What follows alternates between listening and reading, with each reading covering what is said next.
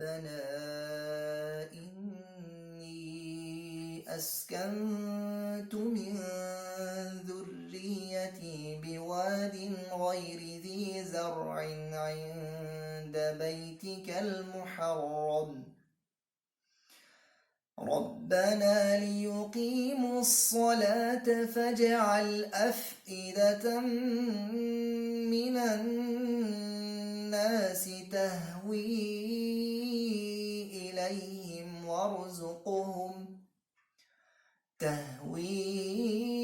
إليهم وارزقهم من الثمرات لعلهم يشكرون ربنا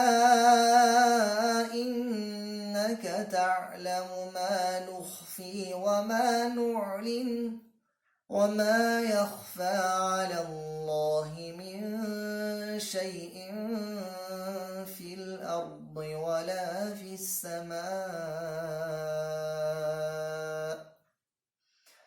الحمد لله الذي وهب لي على الكبر إسماعيل وإسحاق